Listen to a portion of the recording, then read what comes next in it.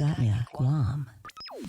You're listening to The Link with Chris and Sabrina on Breeze 93.9. Kosinya uli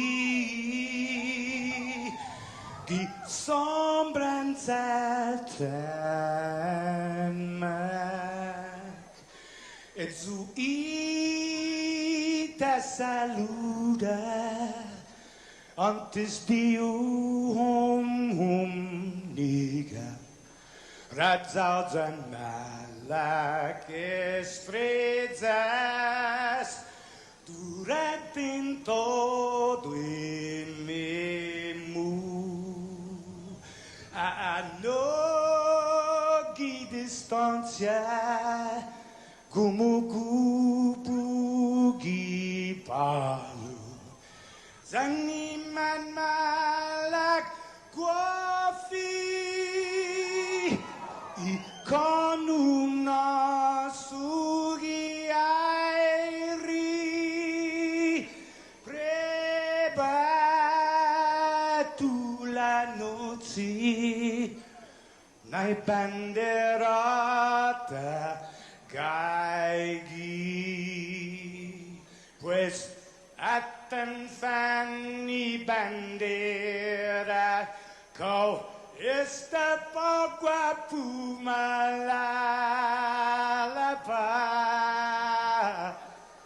Giluk tanu man libri Tentami ti man ko badi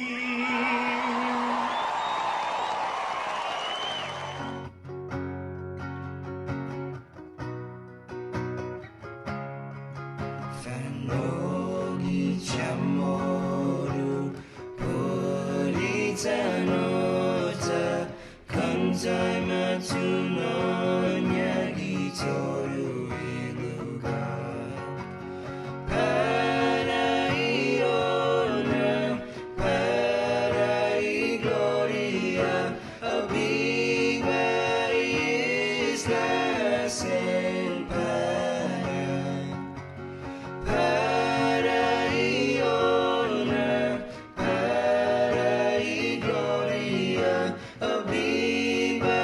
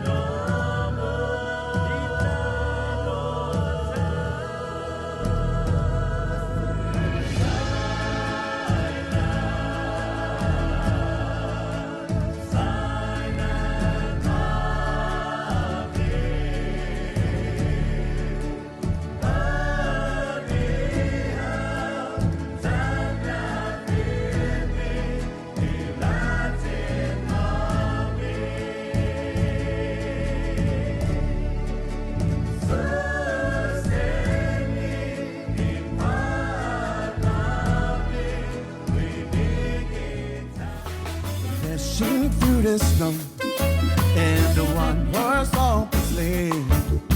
Over the years we go, laughing on the way.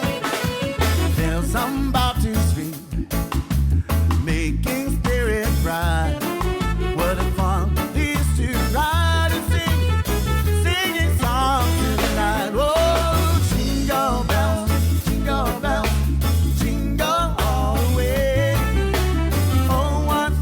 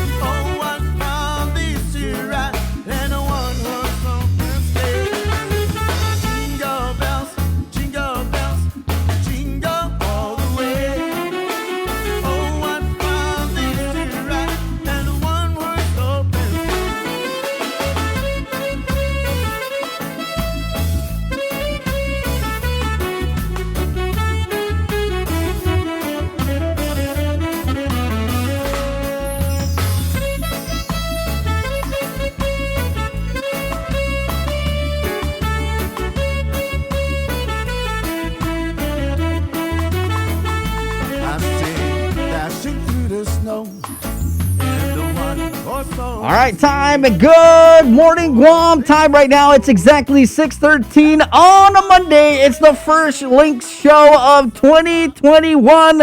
Happy New Year to everybody tuned in from everywhere on the radio here on Guam, on Facebook, on television. We're pretty much everywhere, and we're bringing you the first show of 2021.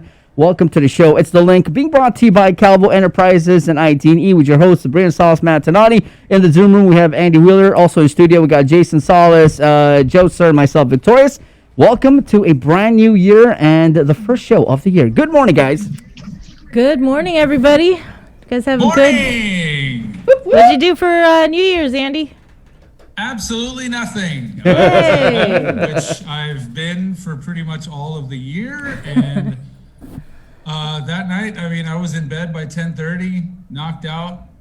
My wife woke me up at midnight, New Year's kiss, right back to sleep. And then that was it. I think my days of partying for New Year are over. Andy, there's a little rumor going around here in the company that says you're the biggest Star Wars fan anybody of us knows and everything like that. Did you or did you not on the holiday weekend complete The Mandalorian? Yeah, I did. I finally got caught up. I've been waiting. I like to binge these things, I don't like the old days when we would have to wait every week for a new episode. Binging it out once the whole season was out.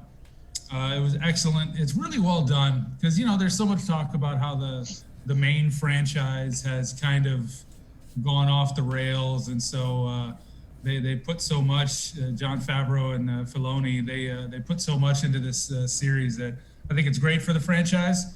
It's a great TV show. If you're into just good TV, you don't have to necessarily be a Star Wars fan to get all the references, but if you are a fan like me, you will get all the references to, and different character cameos and stuff like that. So it's super well done.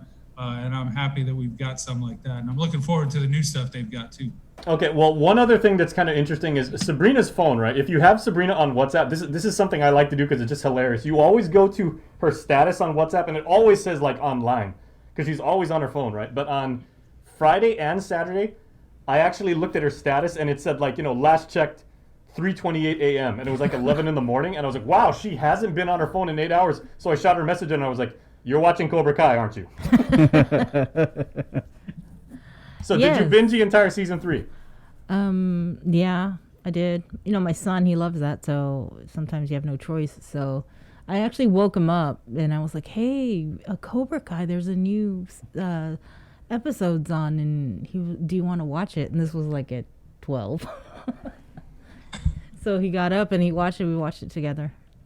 Very nice. I finally watched that one on Amazon. I watched that documentary, The Last Blockbuster, that talks about the last Blockbuster video store in the world, and it was actually really, really good. It was really funny, and as someone who used to work there, it brought back a lot of memories. When did it last close, or what year did? Oh no, the documentary just came out 2-3 weeks ago, but it's still open. Oh wait, it's still wow. Yeah, it's still open, and it's in Bend, Oregon, which is this tiny little sleepy town way up there and everything. So, did you binge watch anything this weekend or? Well, I watched Wonder Woman this weekend. Yeah. I thought it was my condolences. Too long. I thought it was too long. I'm like, just get to the point already. Let's close it. But it was all right. It's a superhero movie to watch. We found the one guy in the world who actually liked Wonder Woman. It was all right. It wasn't, it was too long. That's what I said. But it's other than that, it's good to watch something superhero-ish in 2021. So why not? Okay, and DJ Joser, would you watch this? Did you watch anything this weekend? No. I watched Monarcha. I also binge watched that as well. What is that? You were telling me about that, but I have no idea what that is. It's about this family that manufactures tequila. And so it's real dramatic. So. Okay, the only solace I can take away from... Funny, my last name's Solace. See what I did there? About Clemson absolutely getting their butts handed to them in the national semifinal is that Alabama is going to stomp Ohio State, which I am all about. Yeah, pretty much. Dabo Sweeney, he shouldn't have said anything about Ohio State. That put a chip on their shoulder, saying that they should be ranked 11th. They went into that game with that, at the front of their minds, and they showed Clemson that, don't ever count them out. But, I understand Dabo, his point. It's because of this season with the COVID. Some teams played a lot more games than other teams, and he just felt that Ohio State, I think they only played like 6 games this season. So they didn't have a big enough body of work to, rank them that high. But they said that, hey, all right, watch this. And they put it on them. So, Trevor Lawrence, he'll feel bad a couple days, and then he'll get drafted and instantly be a millionaire. So it's not a real big deal to him. But, yeah, I think Bama is going to roll Ohio State in the national championship. Well, we've got our friend Landon from the NWS is going to join us momentarily, and he's got the weather report. He is, of course, from North Carolina, so I'm wondering if he's, practicing some Schadenfreude, which is, taking guilty pleasure in the misfortune of others because his friends from the Southern Carolinas just got absolutely destroyed. We'll ask him about that when he comes on. But love coming from all over the world this morning. Maria Paredo, half a day, and good morning from Saipan. So if our friends 100 miles to the north can hear us, half a day. Good morning. All right. Love from Oregon. We've got Las Vegas checking in. Pennsylvania, I see. Filomeno Cantor. Hey, my former... Andy, did you ever have a Dr. Cantoria's class at UOG? What's that? Did you ever have Dr. Filomena Cantoria's accounting class at UOG? She's a really good professor, but she's going hello to Guam, Saipan, and Palau. Good morning, Doc. Good to see you. She actually taught me about how to do balance sheets and everything. So, like, if next time I do your balance sheet, if I get it wrong, all my fault. Anna Mariano is saying, half a day from the half-breed in Florida. Well, from this half-breed on Guam, half a day. My mom's from Connecticut. Oh. All right, let's get into the news. It is Inauguration Day. The 36th Guam legislature will officially be sworn into office this morning at 10 o'clock. And after weeks of very earnest deliberations, the Democratic majority reached a consensus late yesterday on who should be the leaders of the 36th Guam legislature. Senator Therese Terlahi has been named Speaker. Vice Speaker Tina Muñoz Barnes, Legislative Secretary Senator Amanda Shelton, Committee on Rules Tina Muñoz Barnes, Majority Leader Talina Nelson, Assistant Majority Leader Amanda Shelton, Majority Whip Sabina Perez, and Assistant Majority Whip Senator Joe San Augustine. Speaker Terlahi, who was the top vote getter in last year's general election, reacts saying, "This is an historic moment for the Democratic Party and the entire island of Guam. The leadership of the Guam legislature has been chosen unanimously to move our branch and island forward. I am grateful to my colleagues for their trust and cooperation and the genuine desire to continue to put the people of Guam at the forefront." The Republican minority has not yet announced their leadership positions for the 36. Senators are scheduled to get sworn in at 10 o'clock this morning. And as we reported, 4 of your Republican lawmakers, incumbent Jim Moylan and newly elected and former Senators Tony Atta, Frank Bloss Jr., and Chris Duenas, plan to hit the ground running. They will immediately introduce a trio of tax relief measures, one to roll back of the business privilege tax from 5 to 4%, another to raise the ceiling on limited BPT exemptions to $500,000 to $250,000, and also a 2-year suspension of the 2019 tax increase on high-value property worth $1 million or more. Also taking their oath of office today is the Mayor's Council of Guam. They're scheduled to be sworn in at 12 noon today at the Guam Museum. Of note is that today will mark 28 consecutive years since Agana Heights Mayor Paul McDonald has been a mayor. By the end of his 8th term, he would serve 32 consecutive years as an elected official and a mayor.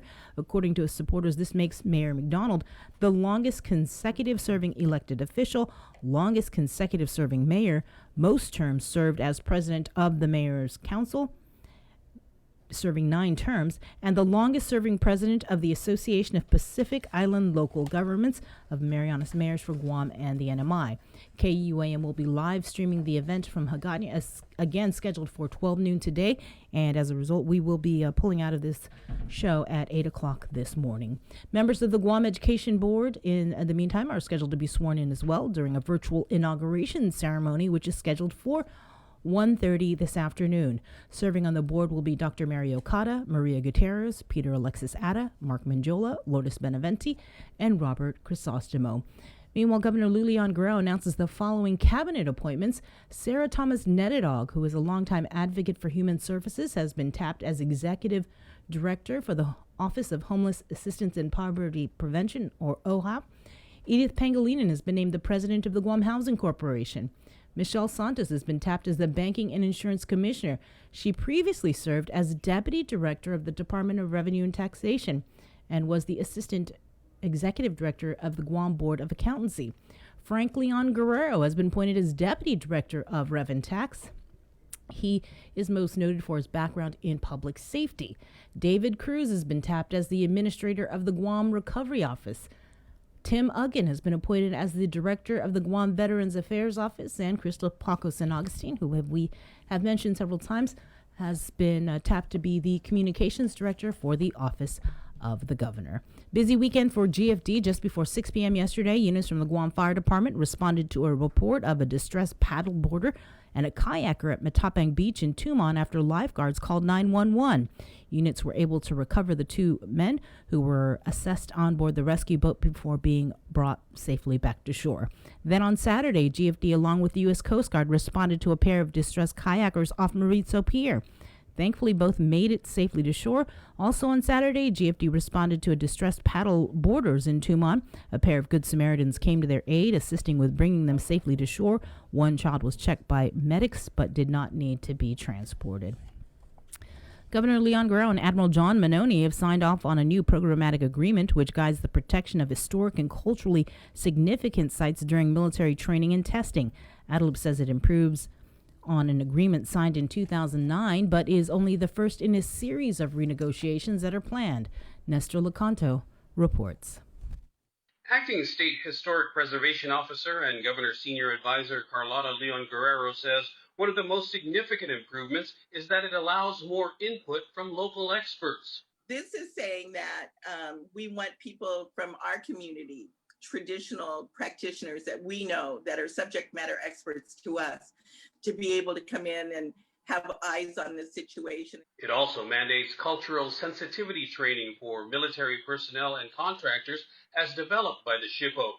But this new agreement is just one of four between GovGuam and the military. The others govern DoD impact on cultural and historical sites on the Naval Base, Anderson, and construction related to the new Marine base. We're going to look at all of them and see what we learned from this one, what we can add, or when we look at the other agreements, what we need to amend or take out. Leon Guerrero concedes that this newly signed agreement, which took 2 years, was probably the least complicated. The most complex is the one governing marine relocation construction. Public concerns were previously raised over the firing range on Northwest Field and an ancient village on the Marine base proper. I think that we're going to get used to being actively engaged. I would say aggressively, actively engaged. I don't know how to put that, but we're going to be meeting with each other quite a bit. But in her long experience in dealing with DoD, she gives the current military leadership credit. It's really come a long way, and this working together. And I think what I think is important is that the military has they really conveyed it to me. They really want to work well with the governor and the government of Guam. For Guam's News Network, I'm Nestor Lecanto.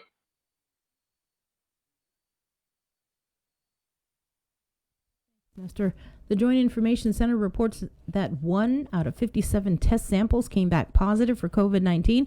The COVID hospital census has 11 hospitalized at GMH, with 2 receiving ICU level of care and 2 on ventilators. To date, there have been a total of 7,327 officially reported cases of COVID-19, with 123 deaths, 157 active cases, and more than 7,000 recoveries. The CAR score is currently 0.5.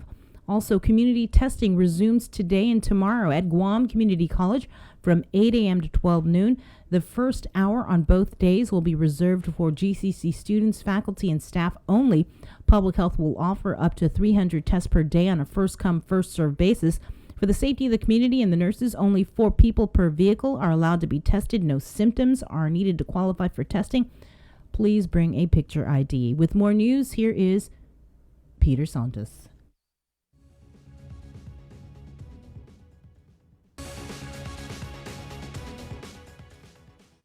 Holiday, everybody. Here's your Link News update. What would you do if your sole profession hinges on a sector of island business in our community that's been forced to remain closed for most of the year? Our Peter Santos gives you a look at how working musicians have gotten by without an opportunity to actually work. Here we go. Now for the book. The life of a gigging musician may seem like nothing but fun nights and bright lights, but for those who depend solely on performing for a living, the pandemic has robbed them not only of their ability to do what they love, but also at a chance to earn a living. Local musicians D.U. Hara and Frankie McJohn. For it to just stop, it's like it took a big part of me away too. I mean, like, I do love doing music and all that stuff, but of course financially too. So there's a lot of stress and anxiety. Any musician here on Guam, it's your main source of revenue. In terms, like, if you chose music as a career here, I mean, I know some people use it as supplemental income and something here and there, play like once a week, stuff like that. But the four of us in our band, we're all full-time musicians. Our income solely relies on people. And, for us, it's like you have no people, you can't gather, there's no us. With no work opportunities, local musicians, like many others, have been solely reliant on federal dollars to survive. And with the PUA program set to end this week, many are left wondering, what do we do now? There's a lot of things going through my mind, like how am I gonna how am I gonna provide right now? And it's just a very stressful situation. Thinking about like how are we gonna be able to take care of our kids and the family and the house, the rent, the car, and all that stuff. It's just it's very overwhelming. I don't know what I'm gonna do. To be honest, without PUA and what it did for the four of us and our manager, it's like, man, we wouldn't have survived. I mean, who knows what we would have done. Even with the recent easing of restrictions to include the recent openings of amusement parks and game rooms, bar owners blindly enter the new year with no word, schedule, or at the very least, communication as to when they'll be able to operate again. For those in the musician community, the lack of communication leaves them in the dark too. I feel like it's going to be a while for us to even get back on stage to perform, because it's been a long time. There's going to be some bars or places that are willing to have us back, but the pay is not going to be exactly the same. If anything, a lot lower, just for us to for the establishment to build up, or we're probably not even going to be playing. For musicians like Frankie, he sees this moment of uncertainty as an opportunity to craft creative solutions. For me, I don't think it's up to everybody else.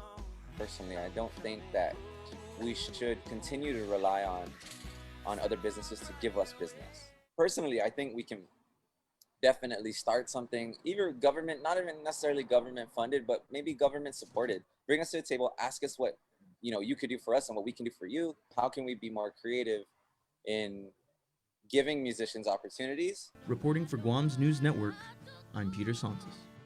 All right, thanks so much, Pete. Definitely something to think about as we head into these late winter and certainly the spring months.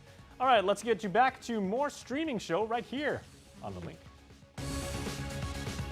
Administered, that's nowhere near the 20 million vaccinations goal set by Operation Warp Speed for the end of 2020. Here's national headlines. With 2020 behind us, hopes placed in vaccines are already plagued by confusion and long lines. Vaccine distribution has been anything but warp speed in several states. In Jacksonville, Joan Tischer camped in her car overnight to make sure she was one of 600 people to get the first shot. It's better than a night in the ICU. Elsewhere in Florida, cars stretched as far as 3 miles. In Cleveland, Tennessee, where the positivity rate is 27%, many were turned away after doses ran out. So far, just 12.5 million doses have been distributed, and less than 3 million have actually been administered, not even close to the 20 million vaccinations pledged by the end of the year. to me, it's it's a crying shame, and it's very upsetting because there are lives that can and should be saved, but we're not doing it. Healthcare systems nationwide, already on the brink, brace for another surge as millions of Americans ignore warnings to stay home for the holidays. Georgia and North Carolina are relying on field hospitals to handle patient overflow. And a more infectious COVID-19 variant is now confirmed in at least 3 states, including Colorado, Florida, and hard-hit California. The state set a grim record on New Year's Day, surpassing 585 deaths in 24 hours. We don't know what else to do. We're breaking. In Los Angeles, relief can't come soon enough for frontline workers like Latoya Senor. Things are pretty bad. Things are really bad. We're overwhelmed. We're stressed. We're stretched so thin. It's pretty unimaginable. New York City Mayor Bill de Blasio says the goal is to vaccinate 1 million people by the end of January. The city has received 360,000 doses. They've administered about 98,000. Vaccine hubs are going to be launched to help speed up distribution. Tom Hanson, CBS News, New York.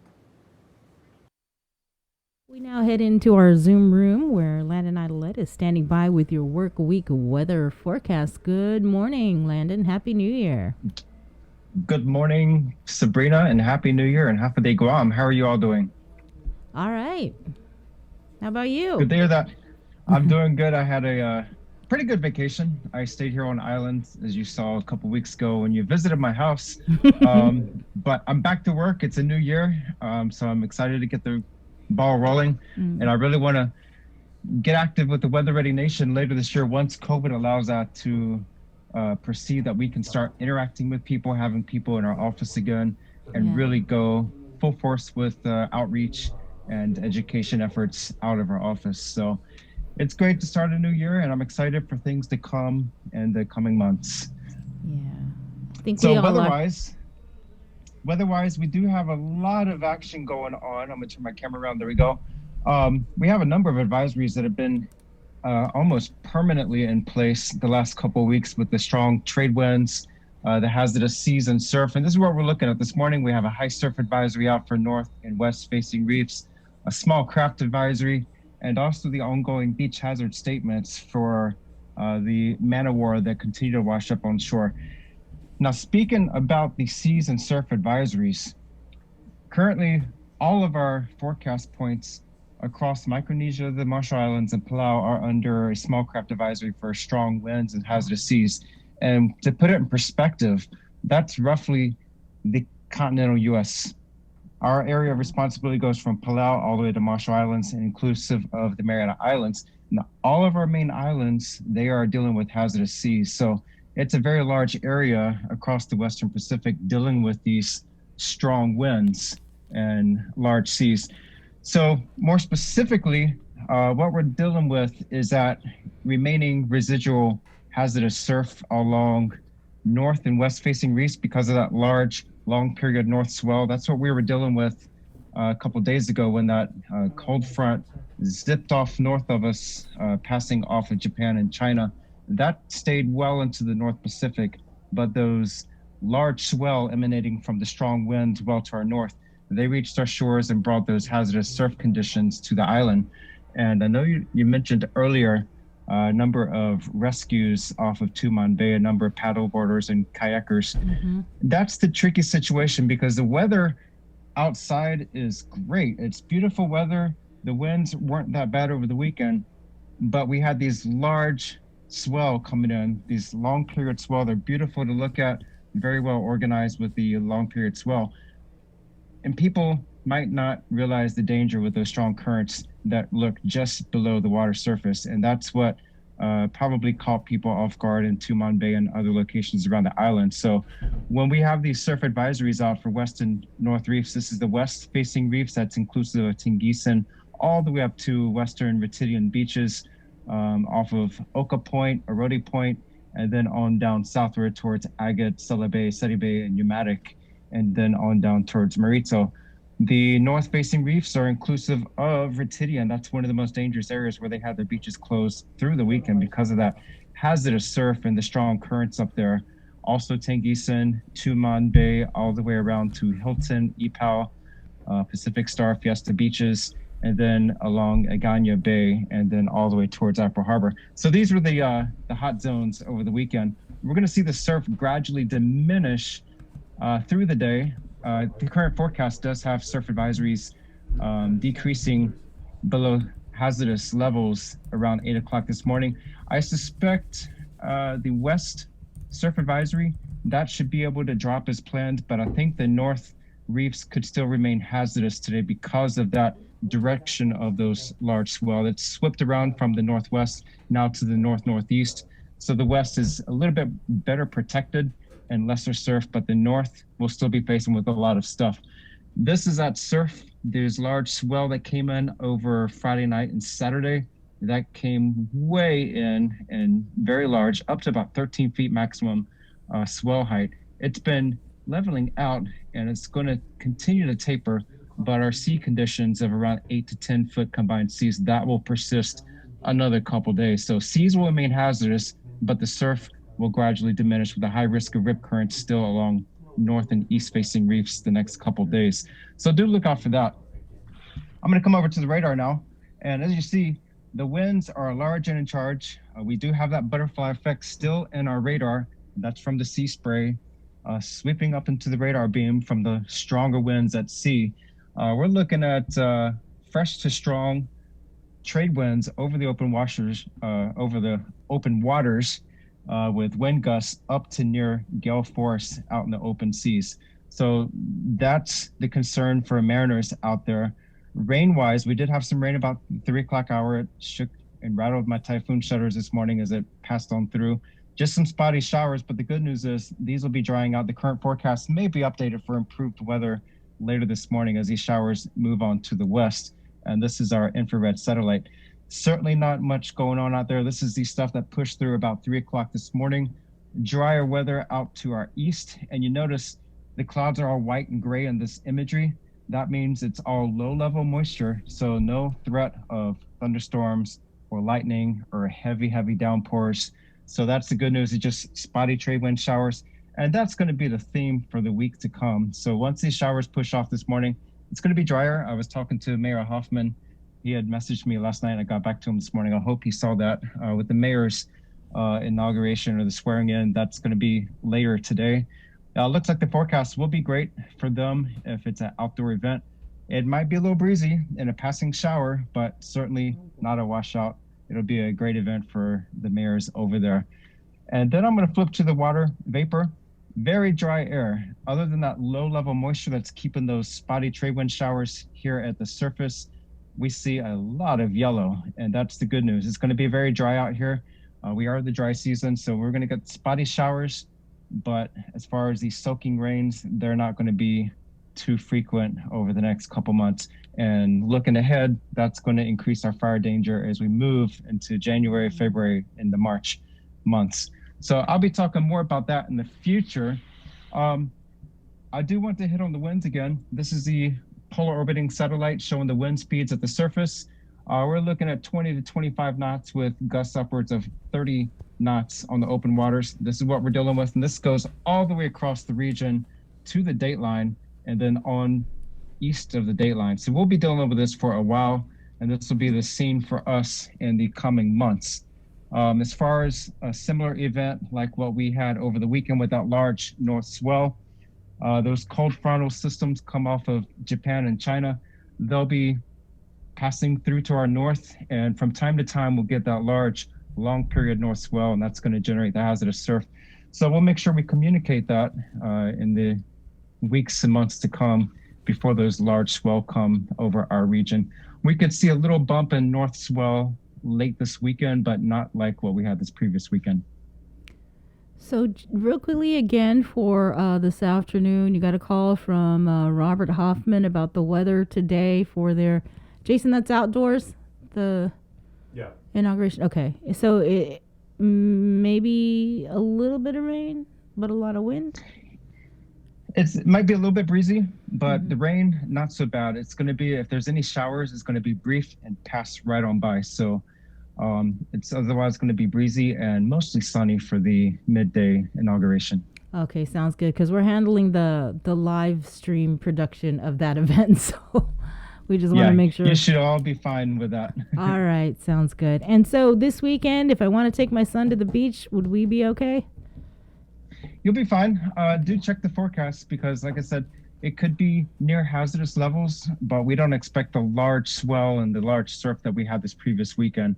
Again, we might have a little bit of a long period north swell come in as a weaker cold frontal system passes by well north of us Friday, Saturday, and then that swell would come in over the weekend. So it shouldn't be that bad this weekend.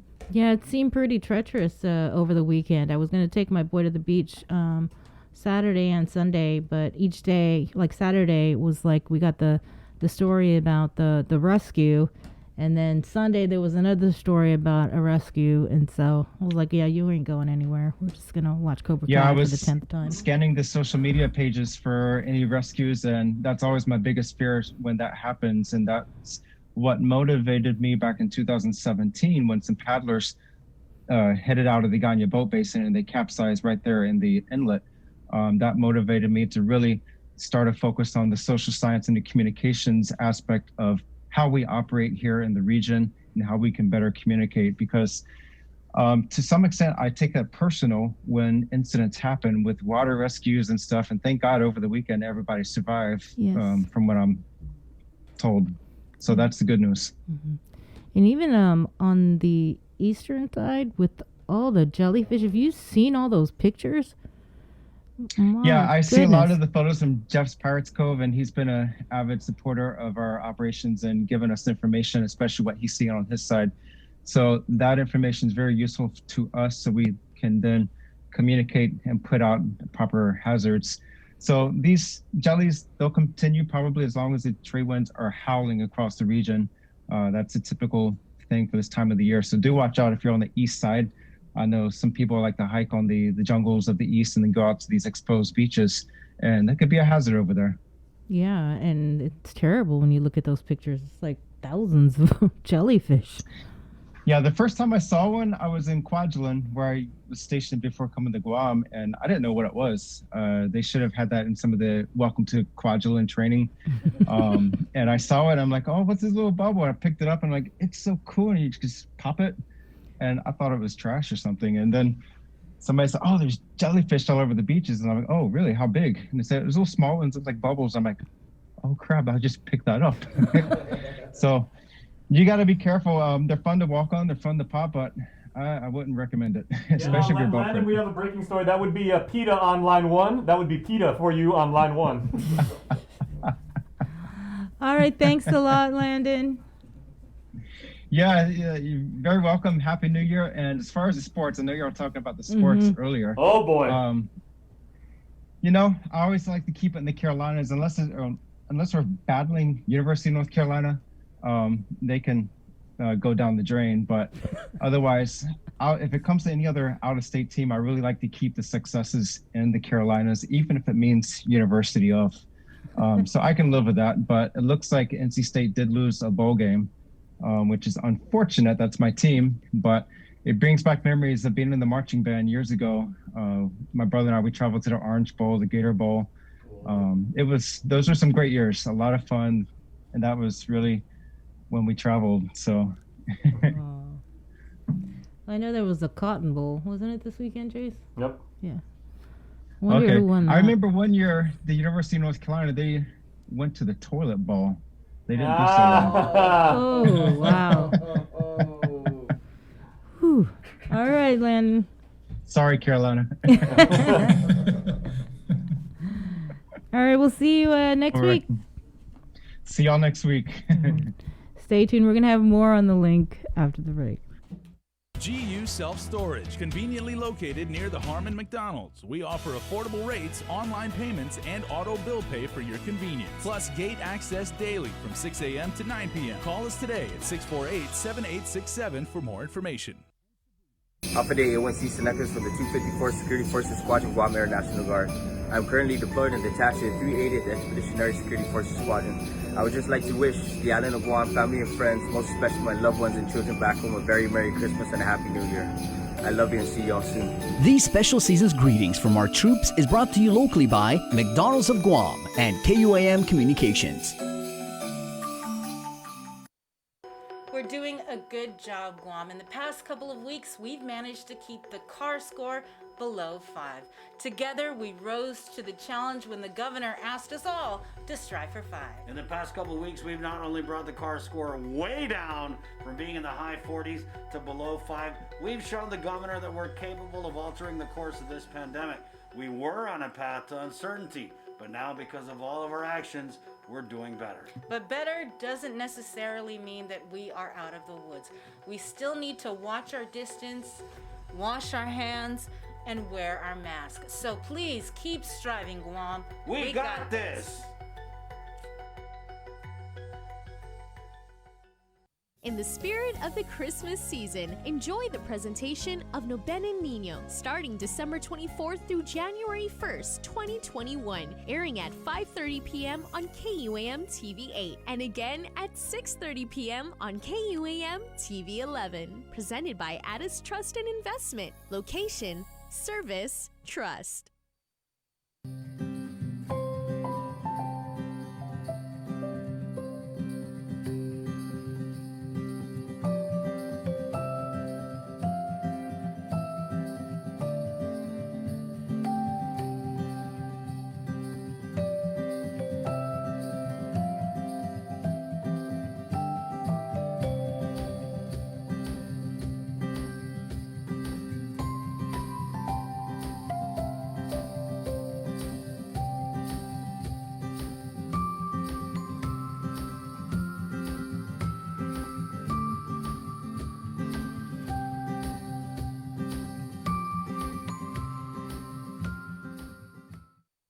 It takes all of us to protect Guam. Join the Guam Visitors Bureau in our social media campaign series aimed to protect our island and each other in this COVID-19 era. Participate in the Protect Guam movement by wearing your mask, showcasing Guam's heroes, staying active, and downloading the Guam COVID Alert app. Post and share your content with us, use the hashtag ProtectGuam, and you could win $100. It's that simple. Check out visitguam.com for details. Let's reclaim our lives, our economy, and our tourism industry. The relationship between Guam and Manila, Philippines is undeniable as we share similar cultural traditions, history, and heritage, with generations of Filipinos calling Guam home. KUAM presents a monthly look at the capital city featuring in-depth and engaging interviews on everything from medical tourism to new business and government leaders. Veteran newscaster Nestor Lecanto delivers Beyond Our Borders. This special program is brought to you by the Bank of Guam and KFC. Catch the holiday soundtrack starting December 1st through January 5th. You'll be treated to an all-day festive playlist only on Breeze 93.9 FM. Also streaming on KUAM.com and the KUAM mobile app. Let's spread joy and holiday cheer this season. Holiday soundtrack is brought to you by Domino's. Visit Domino's.gu for faster, easier online ordering.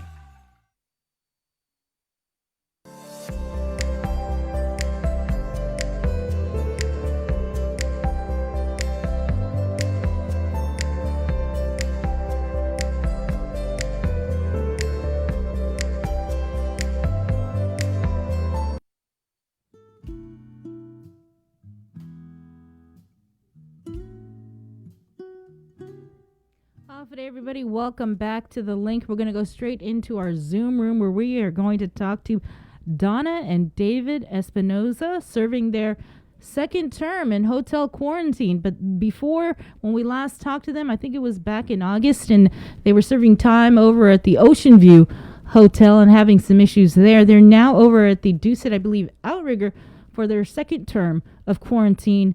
So good morning, Mr. Espinoza.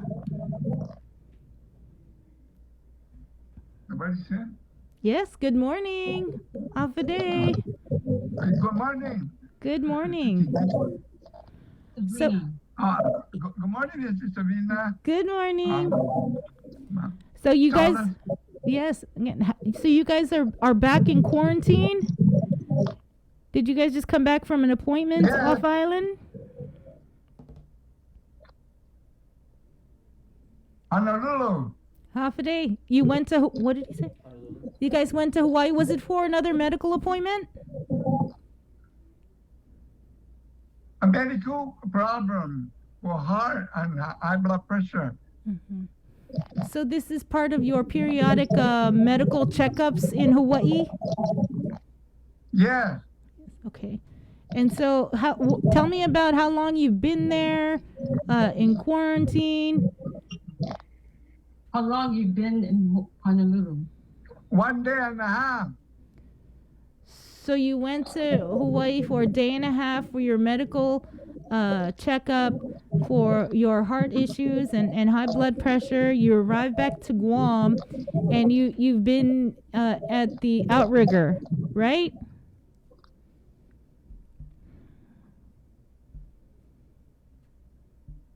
How many days of quarantine? It's supposed to be 14 days, but I don't know now. How many days? Well, it's still 14, but you can test out at day 6, and if it's negative, you could be released on day 7. Were you guys not able to get a medical exemption? Or did you apply for a medical exemption? Oh, released in 7 days. Mm-hmm. Well, depend on my virus test, if I got negative or positive. Mm-hmm. Have you had any issues while you've been at the quarantine?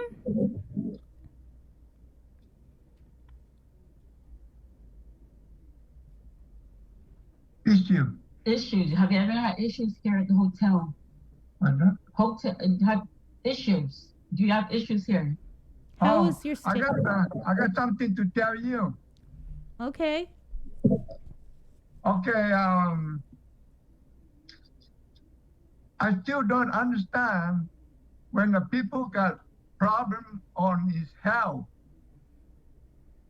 because I got problem. Every time I arrive in Guam, they put me on the hotel. The problem is my diabetic, high blood, my circulation of my feet, everything. And the problem is the food here is not, they're not giving me for my diabetes food. All I'm eating here is too sweet. I cannot control that. Now it's because I'm not at home. I'm in the hotel. It's what they want to give me is not what I want. But what I understand is if I ask them to give me what I want, but they don't do that. They give the patient is what they want. Do you understand, Mr. Salas?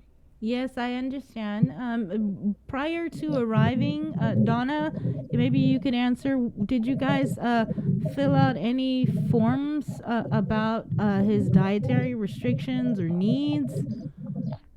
Yes. We did that when we first landed.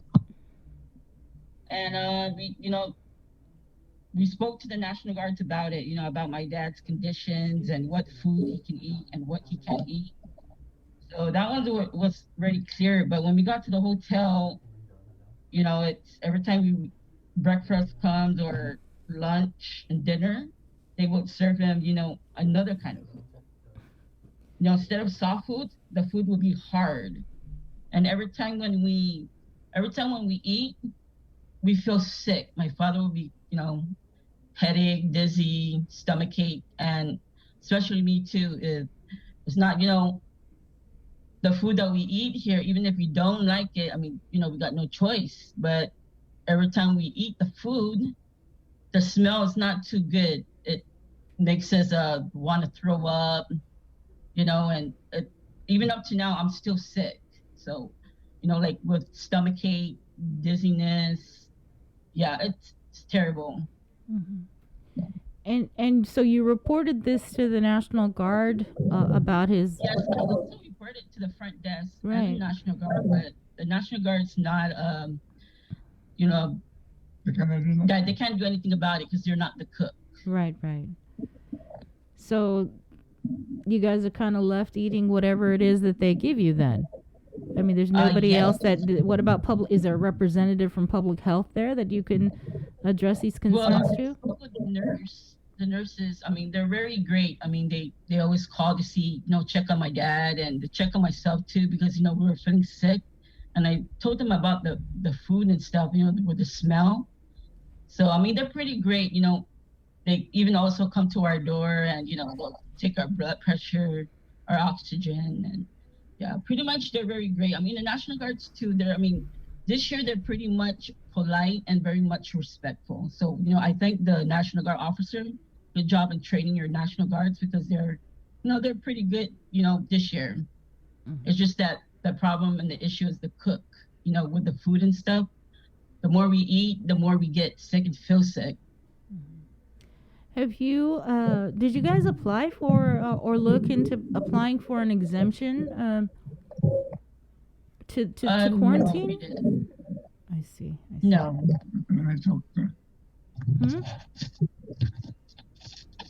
Well, Mr. Stardust, are you still there? Jason, I think he's addressing you. Okay, a couple of days, they gave me a vegetable. You may not believe it. I never tried a vegetable hard like a rock. What kind of vegetable was it? It's a green beans and some green pepper, bell pepper, red pepper, all kind of onion like that. But if you're a cook, you have to be like a cook. You're not going to be like a crook because you're a cook, right?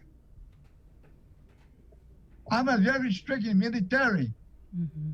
But the problem here is not what we want, is what they want. That's the problem here in the hotel. We got a beautiful hotel. This is nice hotel. This is my second time. The first hotel is bad, but second hotel is very good. I think the governor is doing a good job because he found a good hotel. Mm-hmm. But the problem now is the patient is physically medical problem. They have to treat him on the right way. It's not what I want to say is what I want you to know what's happening on this hotel. Mm-hmm. If you ask for toilet paper, they give it to you. But if you ask for something to eat, they will not give it to you. You see, I want to eat pancakes every morning. But the problem is they gave me some lunch, breakfast, lunch, like hard meat. Like potatoes that they never peel the potatoes. They just cook it. Mm-hmm. That's not the way how the recipe card said. You have to peel the potato. Because that's nasty if you give the people to eat. You have to peel it. Just like the apple. You cannot eat the seed of the apple. You have to peel the apple to eat good. Just like the potato. But they gave me the whole potato. That's a nasty food. I'm very strict on food. That's why 42 years diabetic. That's why I take care of myself for the food I'm eating. That's why the doctor said, it's not how many food going to your mouth, it's what kind of food. Do you understand, Mr. Saunders? I hear you. Miss Sabrina. Sabrina. Yeah, I hear you, sir. I'm sorry your name, but I see you every time in the TV. You're a smart woman, I know that. Thanks, Mr. Espinosa. So aside from the food, everything else is okay over there at the quarantine hotel? Everything else okay for you? Yeah, I got a lot of stuff to tell you, but I cannot talk on the TV all the time because people might be surprised. But I want this problem to be solved for another patient. You see, some people, when they come from off island, they dead. They die here on the hotel. Mr. That's Espinosa. why I'm still alive, because I pray every morning. I ask Jesus to help me. And I tell Jesus, thank you, my Father, for making me alive. Every morning I tell my Father, Jesus, I believe in God. I don't believe in money. I believe in God. That's why I'm alive now. Especially I have to take my shot every week at the Naval Hospital every week. Now I miss my shot for my diabetic. Will they They're gonna do something because this is rules and regulation.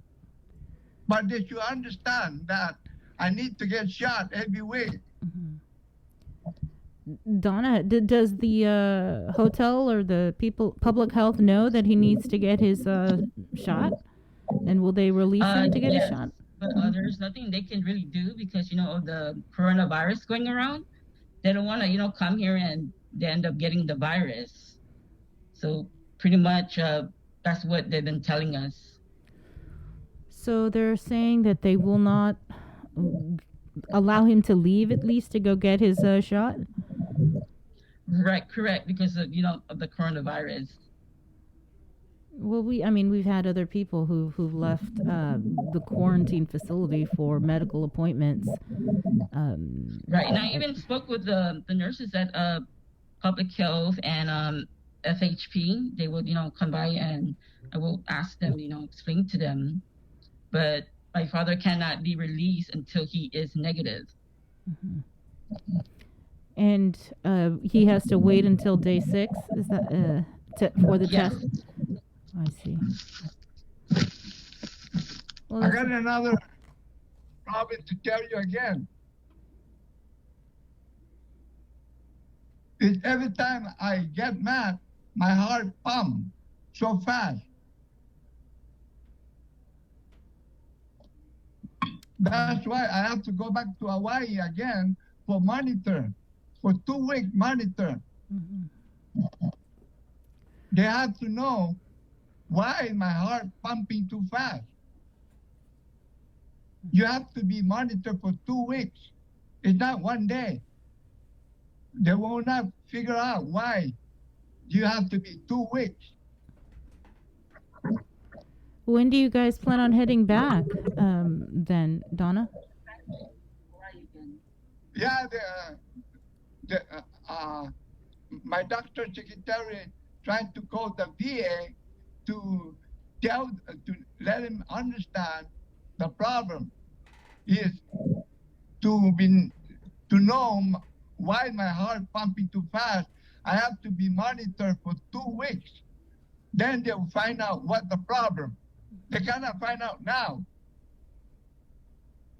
because I have to be monitored for 2 weeks in Hawaii.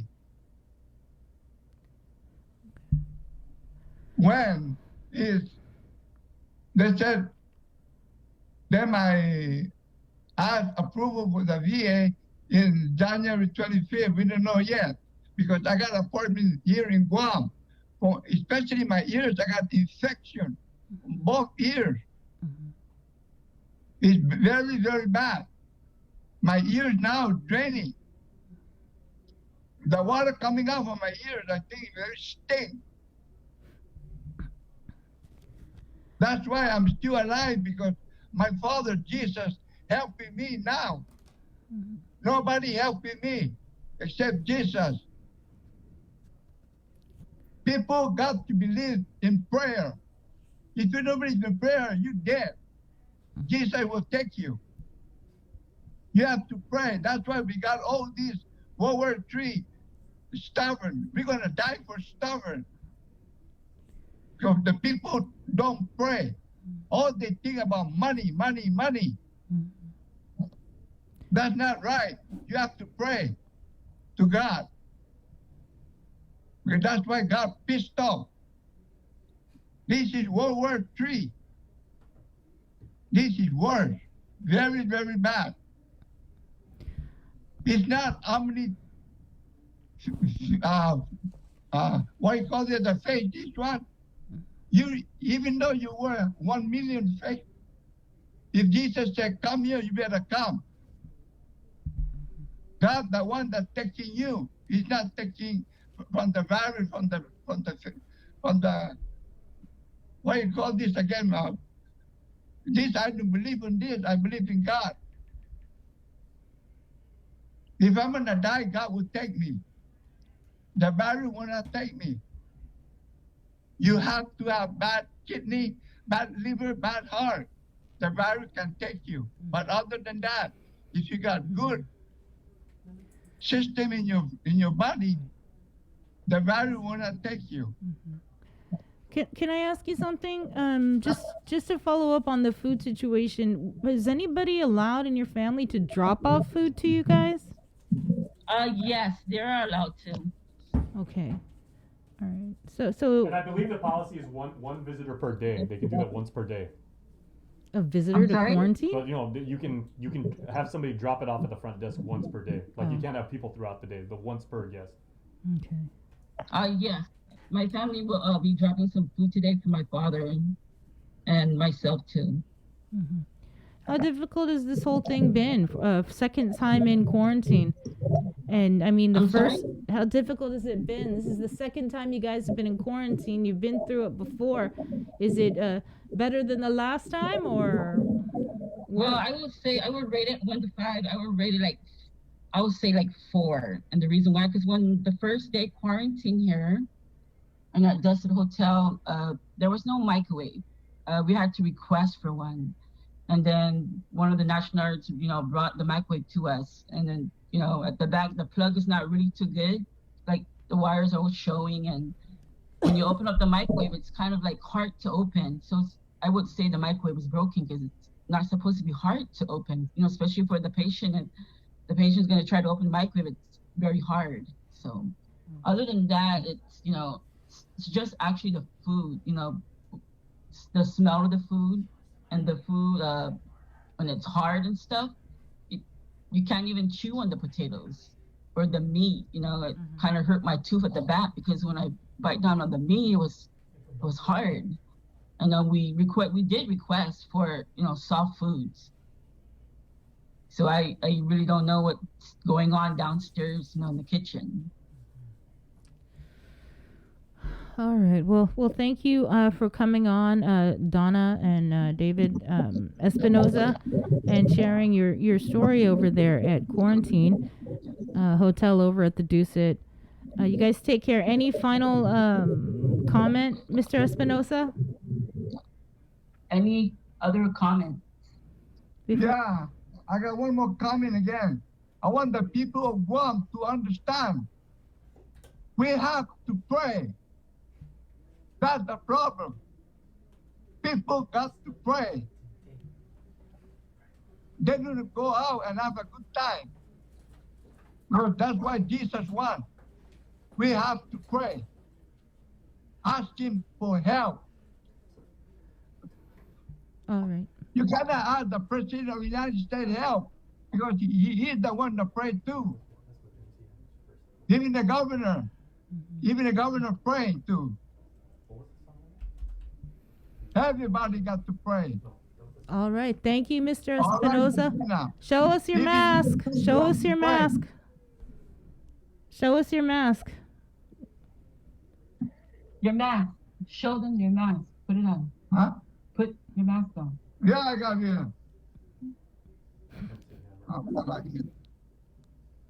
Put my hearing aid. There you go. All right, Yeah. Mr. Espinoza. Hope you have a better day, all right? Esta? Have a good day. Goodbye. All right, take care. Thank you. Okay, bye-bye. All right, that was Donna and David Espinoza. It's their second time in government quarantine. The first time we spoke with them was back in, I want to say August, and they were having issues over at the Ocean View Hotel. They're now over at the Dusit Outrigger And they said it's not that bad. It's just the food is not that great. And so hopefully, well, because he's on a strict diet with Yes. the diabetes, and that has to be controlled. I mean, as someone that's on a strict diet myself, I know how regulated the diet is and how important it is for him to eat those regular meals with exact proportions, and for the kitchen just to kind of give them, hey, this is what everybody's getting. There's got to be some way his doctor needs to, get in touch, or food service, and make sure he gets everything that he's required for his diet. He can't be having a lot of sugar. He can't be having a lot of stuff that, as delicious as it may sound, he has to take other things into consideration. So something's got to be done, especially in their case, somebody that's young and healthy, no issues, and they can just eat whatever. I remember the days when I could just eat whatever. Oh, I miss those days. Then it's different. But for him, I mean, obviously there are concerns. These are major health concerns. It's not just, oh, I feel like eating this today. This is something that his doctor needs to get involved with. Yeah. And also, she was saying something about him and his shots. Isn't he supposed to be like getting shots regularly if you're, Yeah, that's what diabetic? he was talking about. He needs to get his shot, but he's not able to leave quarantine, or they're not willing to go over there to give him the shot. But I know when we had spoke with was it Rocky Martinez, and he had just got back from his UFC fight, and he needed to get an MRI on his knee. And there were different sorts of excuses that were provided or given to him, but eventually he was able to make his medical appointment. So, I don't know all the specific details with Mr. Espinosa's situation, other than he needs to get his shot. And I'm not sure why he's not being allowed to leave to get that. But then I don't. I mean, this. You and I, we don't know the ins and outs of the policy, but there should be some kind of medical exemption for him to just say, hey, okay, yes, we know you have these conditions. We know you need these the shots, the food, the medicine. So we'll let you quarantine at home or at some kind of health facility.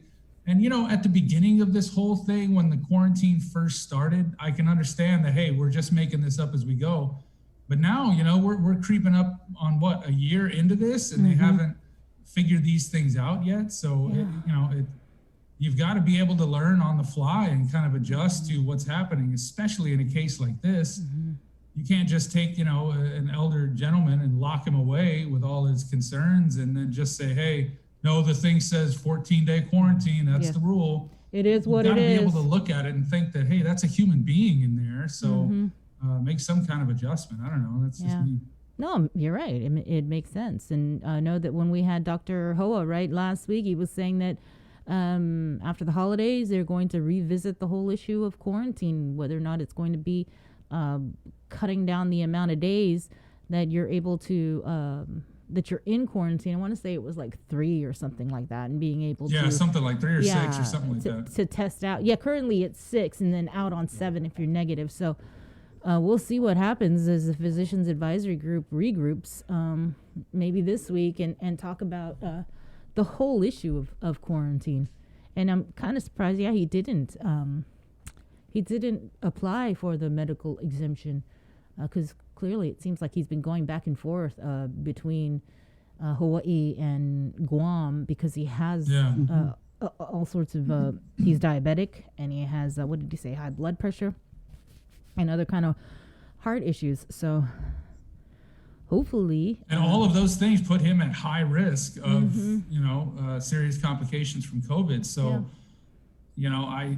I don't know the exact policy, but you would think that any physician would look at this record, his case, and be like, yeah, he needs to be released. He needs to be on a strict diet. He needs to take his medication. So I don't know why they're locking him away like this. Yeah. I also wonder if he would have been eligible to take the vaccine. But if you're in quarantine, actually we should ask that to public health, that if you're in quarantine and they're having vaccines like for Mr. Espinosa, would he have been able to leave, or would they have offered the vaccination to him while he was in quarantine? I don't know what other medical conditions that maybe might preclude him from taking it, but that's a good question. Or if you get the vaccination and you're coming into Guam, would you still have to quarantine? Those are some questions. Because we've seen the 2 rounds of the vaccine. You have the first one, and then 2 weeks later, you have the second. The first one is only about 50% effective or so. Mm-hmm. So you still need to limit your exposure. They're recommending that you keep yourself on quarantine just at home or whatever, stay away from people, because you still do have that chance as your body's immune system learns how to defeat the protein. That whole 2-week period, that's to get your body to say, okay, this is what we need to go after. And then when you get the second round, then your immune system has all the tools it needs, all the weapons to fight it, and then you'll be fully vaccinated, which is what we've seen, 90 to 95%. So there's still that period of, it's not when you get the first round, okay, you're good, go about your way, go kiss and make out with everyone. It's not the case. You still need to protect yourself. So, I can see that, but yeah, that you would just think that any physician would look at that and say, yes, Mr. Espinosa needs to, have some kind of medical exemption. Yeah. And speaking of vaccine, I think it would be 3 weeks this week since the first dose of the first 3, at least, Guamanians got their vaccination. So they're due. Dr. Bob, you're up. Yeah, I think they're due this week for the second shot. So. Well, I want to say something because my mom actually got vaccinated on New Year's Eve last week, and she went to Ukadu, and she went there, and she said the one thing that was so remarkable to her as a senior citizen was that she went there and she goes, the public health people could not have been any nicer. In fact, they were exceedingly nice, and that's a good thing because she said the whole time they kept telling her, thank you for what you're doing, thank you for coming out, thank you for doing this for the community, and she's like, I should be thanking you guys. She goes, I feel bad because I didn't bring cookies or something. But then the funny thing is she is due for her booster shot, the way the calendar lines up, the day when she goes back to school as a teacher. And so she's trying to wonder how that's all going to line up. Yep. Well, one thing though about Mr. Espinosa, he took us to church. What a great guy. Gotta pray. And I believe the first time we interviewed him, they said he was I believe his daughter said he was a E7 in the U.S. Army, if not an E8. So he's at least a sergeant first class, master sergeant. So he's served his country. He's done his time. Right. You got to spend a lot of years in uniform if you want to achieve, that rank and everything like that. So he certainly is deserved of hopefully better care than what he believes he's getting. Right. Well, stay tuned. You would think. Yeah. Well, stay tuned. We're gonna have more guests on the link, and just another reminder that we will be cutting out of our show early today at 8 o'clock because we've got to be heading down to Agana, where we are doing the live stream production for the Mayor's Council of Guam inauguration. Stay tuned. Catch the holidays. In the spirit of the Christmas season, enjoy the presentation of No Ben and Nino starting December 24th through January 1st, 2021, airing at 5:30 p.m. on KUAM TV 8 and again at 6:30 p.m. on KUAM TV 11. Presented by Addis Trust and Investment. Location, service, trust. Alpha Day A1C selectors for the 254th Security Forces Squadron Guam Air National Guard. I am currently deployed and detached to the 380th Expeditionary Security Forces Squadron. I would just like to wish the island of Guam family and friends, most especially my loved ones and children back home, a very Merry Christmas and a Happy New Year. I love you and see y'all soon. These special season's greetings from our troops is brought to you locally by McDonald's of Guam and KUAM Communications. We're doing a good job, Guam. In the past couple of weeks, we've managed to keep the CAR score below 5. Together, we rose to the challenge when the governor asked us all to strive for 5. In the past couple of weeks, we've not only brought the CAR score way down from being in the high 40s to below 5, we've shown the governor that we're capable of altering the course of this pandemic. We were on a path to uncertainty, but now because of all of our actions, we're doing better. But better doesn't necessarily mean that we are out of the woods.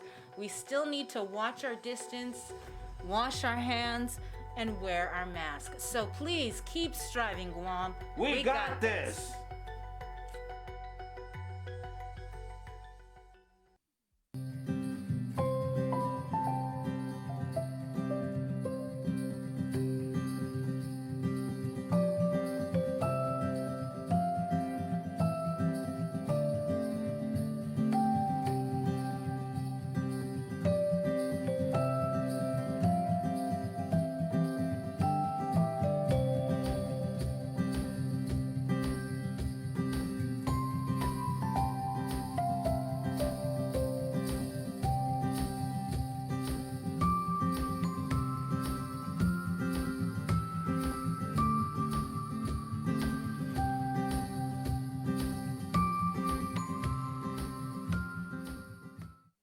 GU Self-Storage, conveniently located near the Harmon McDonald's. We offer affordable rates, online payments, and auto bill pay for your convenience. Plus gate access daily from 6 a.m. to 9 p.m. Call us today at 648-7867 for more information. It takes all of us to protect Guam. Join the Guam Visitors Bureau in our social media campaign series aimed to protect our island and each other in this COVID-19 era. Participate in the Protect Guam movement by wearing your mask, showcasing Guam's heroes, staying active, and downloading the Guam COVID Alert app. Post and share your content with us, use the hashtag ProtectGuam, and you could win $100. It's that simple. Check out visitguam.com for details. Let's reclaim our lives, our economy, and our tourism industry.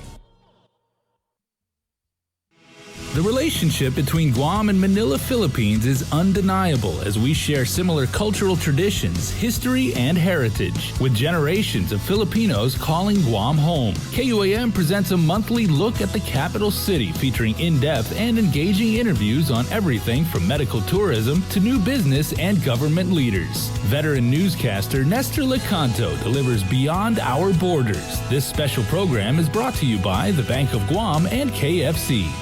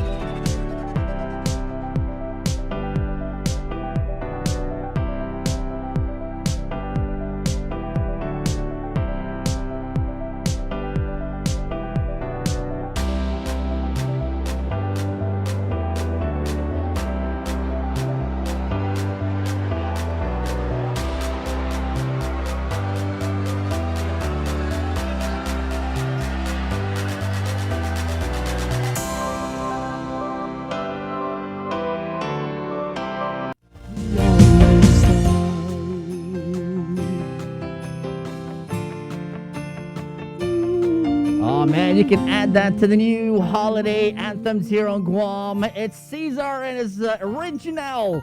It's called Guam Christmas Carol, 7:27 in the morning, and we are back here on The Link. Remember, the show is probably brought to you guys by Calvo Enterprises and also IT&E. We're back here with the show with your host, the Brian Salas, Matt Tenani, Andy Wheeler in the Zoom room. We have Jason Salas here, Joe Sir, myself, Victorious. We're back with The Link here. Good morning. Good morning, everybody. It is inauguration day. It's going to be a long day. I think we're cutting out of we're cutting out of the show early today at 8:00 to make preparations for our coverage of inauguration day.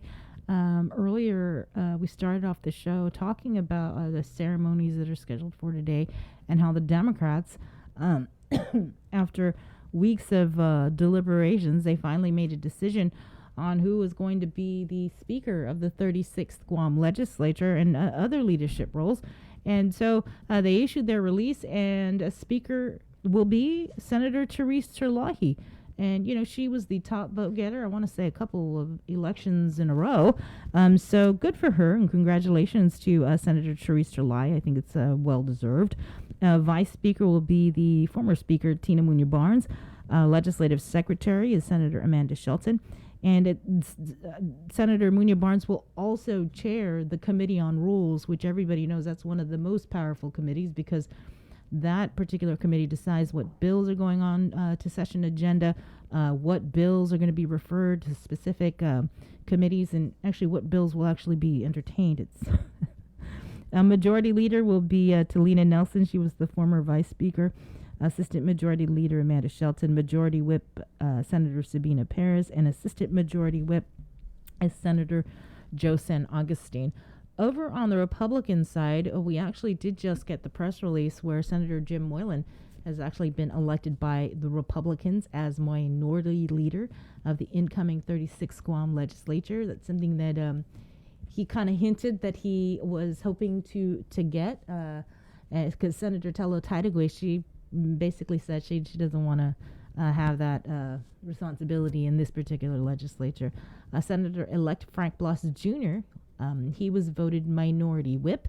According to a news release, the GOP caucus, quote, looks forward to working in a bipartisan manner in the new legislature. And just last week, we did have Senator Jim Moylan on the show, as well as Senator Frank Bloss Jr., Chris Duenas, Tony Ada, and they talked about what they're going to do today after being sworn in. So they plan on immediately introducing 3 tax relief bills, one to roll back the business privilege tax from 5% to 4%, another to raise the ceiling on limited BPT exemptions to $500,000 from $250,000, and also a 2-year suspension of the 2019 tax increase on high-value property worth $1 million or more.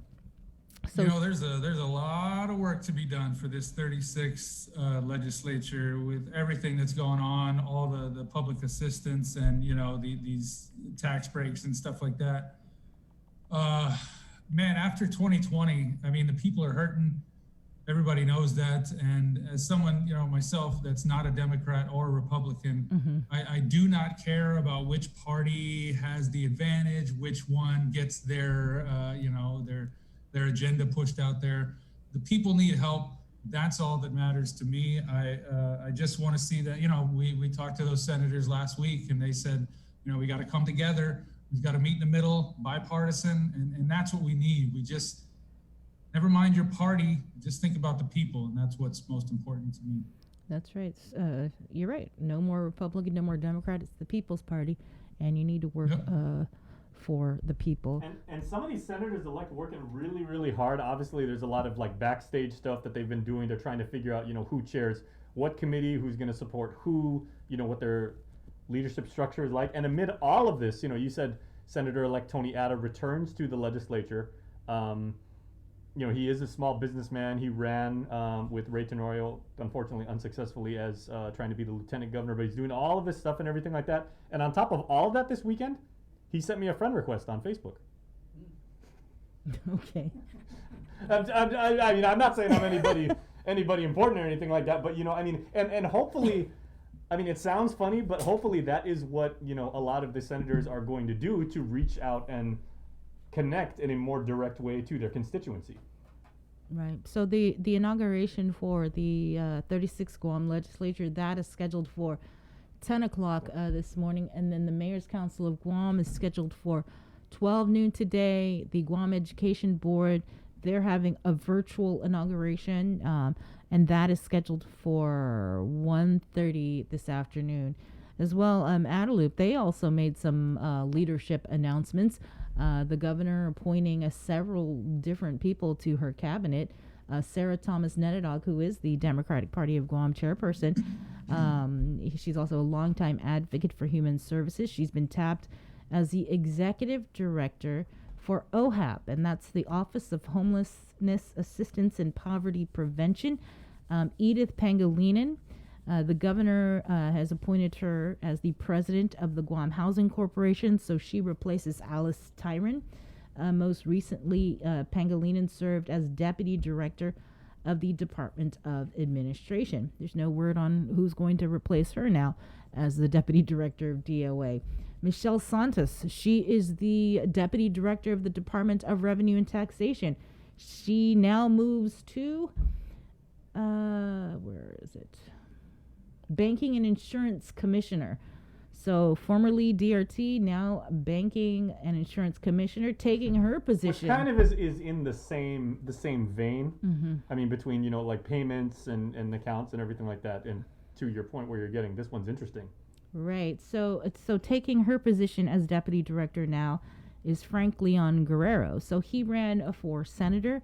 He is the former U.S. Marshal for Guam and the CNMI. He also was in charge of the Marshal's Division over at the Superior Court. He was a former police officer, but now he's going to be the deputy director of DRT. Okay, so this is my read on this. Right now, I may be completely wrong, but I know some people I'm already seeing on Twitter. People are saying, you know, okay, a former marshal is now going to run to some capacity revenue and taxation, which with a new round of PUA and with stimulus payments coming out. I mean, some people say this is the most critical agency right now. I'm wondering if Daphne Shimizu, the current director, is going to handle like a lot of the community outreach, the interaction with the media, you know, the public hearings, obviously, doing a lot of the administrative stuff. And then Frank, because of his work as a leader with, you know, with the marshals and everything, if he'll actually handle the internal operations of the different departments and basically be like almost like a GM role and making sure that like all the teams within Rev and Tax, you know. Well, I don't know. I think because Daphne has more experience in this financial industry, That's she what I mean, probably would be the one who would handle operations. With Frank, maybe he'll handle enforcement. You know, making sure people are following the tax laws of Guam. Because Daphne has also told us, and you know, they have regular staff meetings, and that's a big agency. And she said they have to tell all their different divisions and teams, okay, please stay motivated. We've got really, really tough times coming up, and FYI, we really can't tell you how long this stretch is going to be, and it's probably going to be very, very hard. But you know, she's got to do that, and like you said, I mean, with her extensive experience in finance and everything, maybe she can now concentrate more on the books and the numbers and interaction with the feds, you know, to get those payments processed and get that pipeline to be as streamlined as possible. And maybe, and again, I mean, I'm just speculating here. This is complete conjecture on my part. Maybe Frank is going to be more the managerial type of all the people. I don't know. Yeah, nobody really knows or probably even understands this appointment. David Cruz has been tapped as the administrator of the Guam Recovery Office. You may remember that was established through executive order. As administrator, he's going to be responsible for working with FEMA relative to the current disaster, and is authorized to provide information, assurances, requests, or justifications on behalf of the governor of Guam. Now, Cruz, he previously served as the assistant chief procurement officer of GSA. So now I guess we're going to have to wait and see who's going to be the new assistant chief procurement officer and whether or not this person will have experience. I nominate Attorney John Brown, the man who has literally written the book on Right. GovGuam procurement. Tim Uggan, you remember he was the former HSA, then he was moved over to Veterans Affairs after HSA Homeland Security Fred Advisor. Berdalio, Fred Berdalio ran for senator. So that's when Tim was moved over. Is it So also now a he's gonna long-time be- police officer too? Tim Uggan? Yeah, was he? I am not sure. It doesn't say that. Oh, no, I'm it doesn't thinking say of that Tim, in I'm his. sorry, no, I'm thinking of somebody else. Right. So Tim Uggan was appointed as the director of the Guam Veterans Affairs Office, where he has been serving in an acting capacity now for several months. Again, as I mentioned, he was the Homeland Security Advisor. He was the Consumer and Professional Products Division Sales Manager for Ambrose Inc. and is a Senior Master Sergeant in the U.S. Air Force Reserves.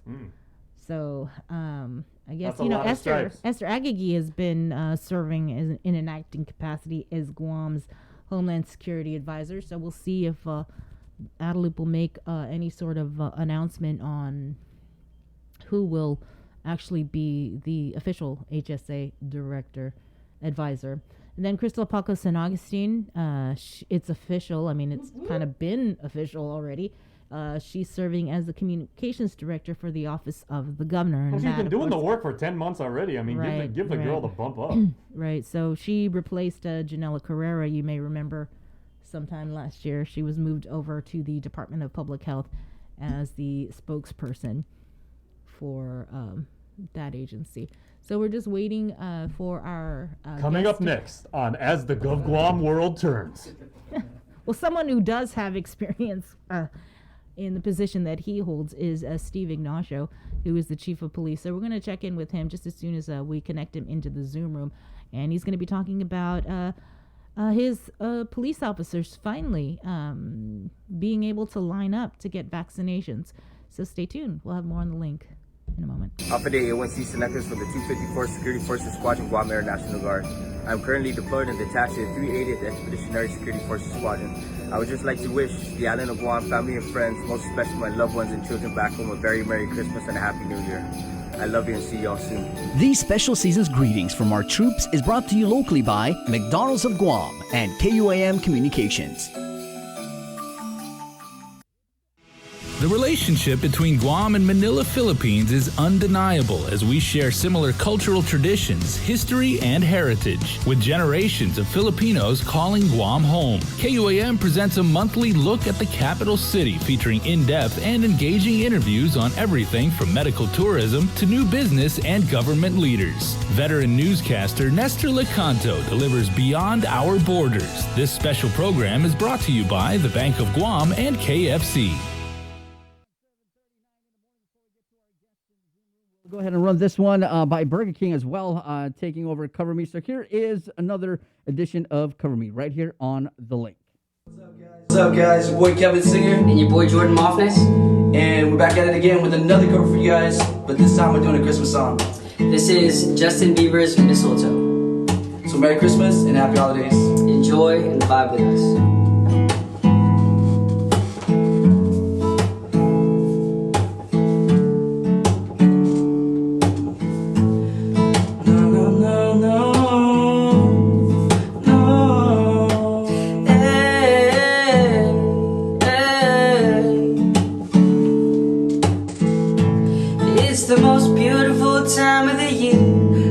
Fill the streets, spreading so much cheer. I should be playing in the winter snow, but I'ma be under the mistletoe. I don't wanna miss another holiday, but I can't stop staring at your face. I should be playing in the winter snow, but I'ma be under the mistletoe with you, shawty, with you, with you, shawty, with you, with you, under the mistletoe.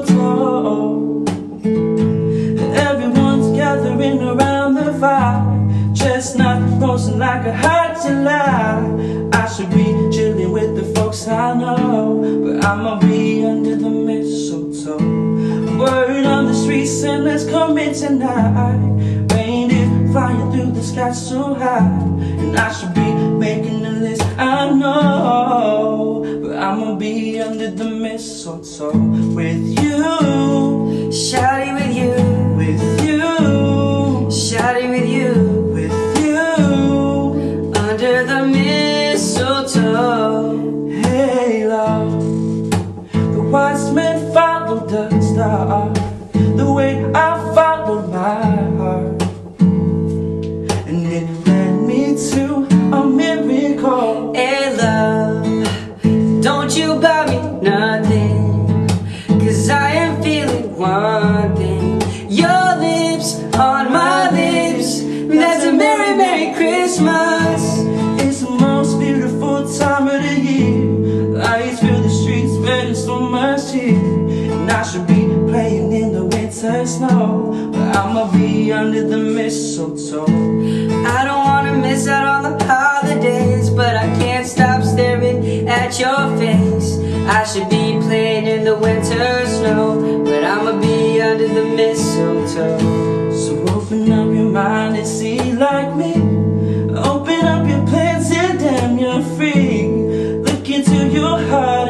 find love, love.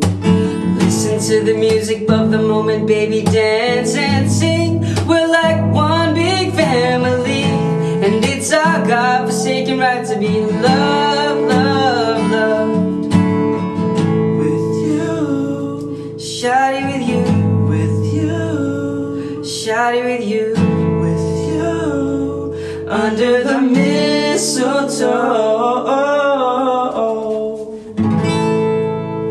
Sheesh. GU Self-Storage, conveniently located near the Harmon McDonald's. We offer affordable rates, online payments, and auto bill pay for your convenience. Plus gate access daily from 6 a.m. to 9 p.m. Call us today at 648-7867 for more information.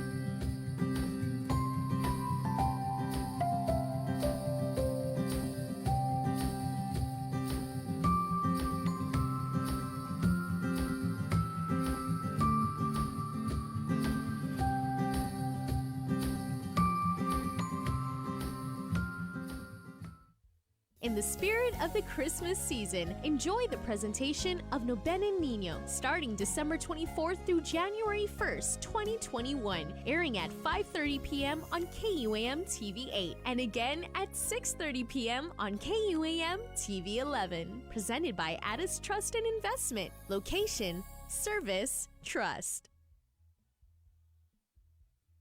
Catch the holiday soundtrack starting December 1st through January 5th. You'll be treated to an all-day festive playlist only on Breeze 93.9 FM. Also streaming on KUAM.com and the KUAM mobile app. Let's spread joy and holiday cheer this season. Holiday soundtrack is brought to you by Domino's. Visit domino's.gu for faster, easier online ordering. The relationship between Guam and Manila, Philippines is undeniable as we share similar cultural traditions, history, and heritage, with generations of Filipinos calling Guam home. KUAM presents a monthly look at the capital city featuring in-depth and engaging interviews on everything from medical tourism to new business and government leaders. Veteran newscaster Nestor Lecanto delivers Beyond Our Borders. This special program is brought to you by the Bank of Guam and KFC. Alpha Day A1C selectors from the 254th Security Forces Squadron, Guam Air National Guard. I am currently deployed and detached to the 380th Expeditionary Security Forces Squadron. I would just like to wish the island of Guam, family and friends, most especially my loved ones and children back home, a very Merry Christmas and a Happy New Year. I love you and see y'all soon. These special season's greetings from our troops is brought to you locally by McDonald's of Guam and KUAM Communications. We're doing a good job, Guam. In the past couple of weeks, we've managed to keep the CAR score below 5. Together, we rose to the challenge when the governor asked us all to strive for 5. In the past couple of weeks, we've not only brought the CAR score way down from being in the high 40s to below 5, we've shown the governor that we're capable of altering the course of this pandemic. We were on a path to uncertainty, but now because of all of our actions, we're doing better. But better doesn't necessarily mean that we are out of the woods. We still need to watch our distance, wash our hands, and wear our masks. So please keep striving, Guam. We got this.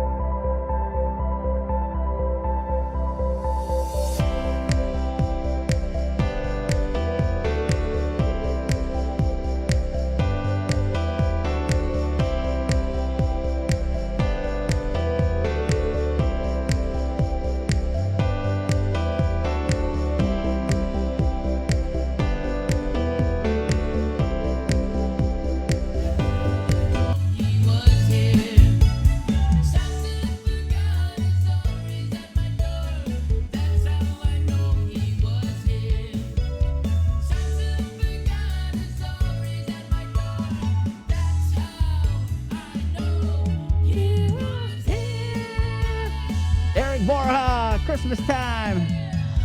About 12 minutes away from dipping out of the show here. Let's get to our next segment, which is Holiday Cheer.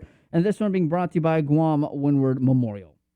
Half a Day Holiday Cheer is brought to you by Guam Windward Memorial.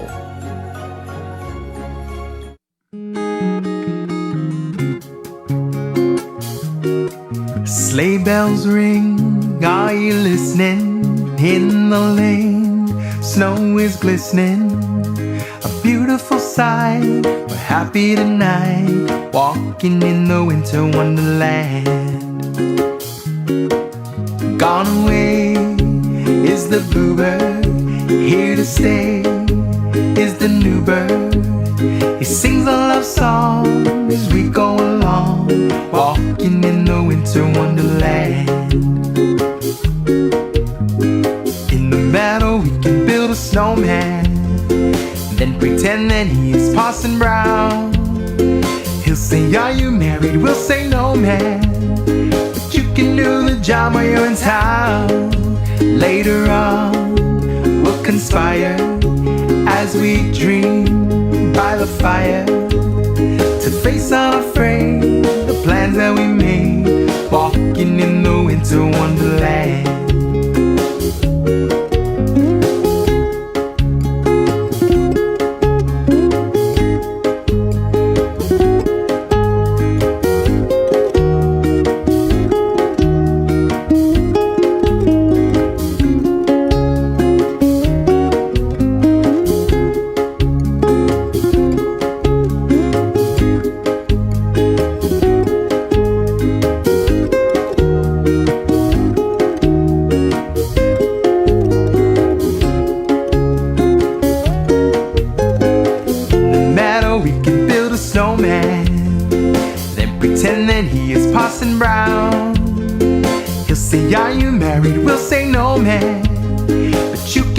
Job while you're in town. Later on we'll conspire as we dream by the fire, to face unafraid the plans that we made, walking in the winter wonderland.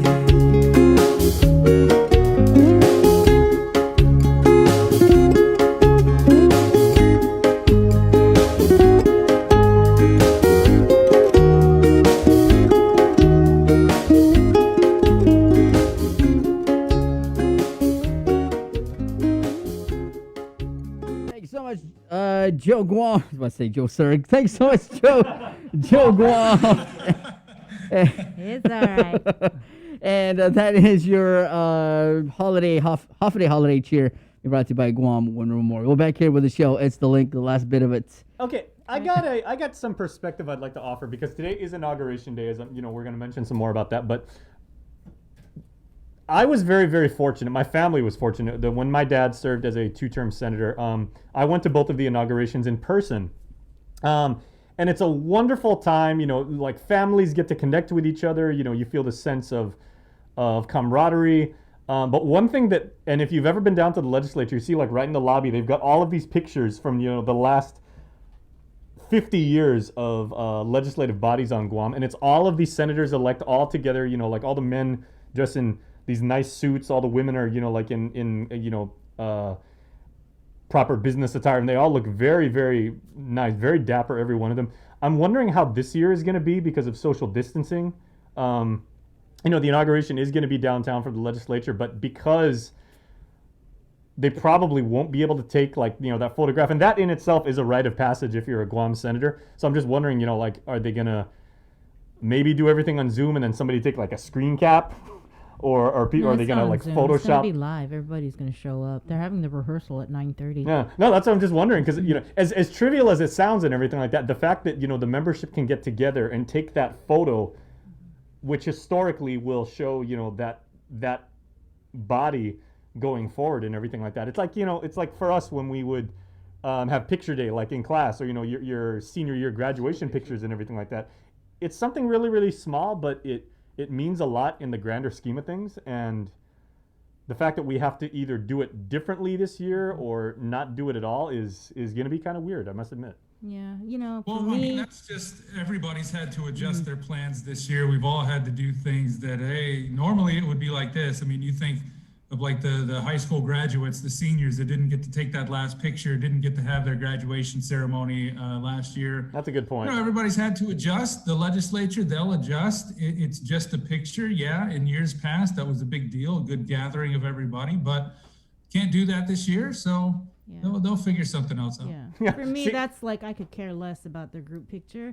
I just want to make sure when they get in there that it's more than just these 3 Republican senators that are introducing bills today.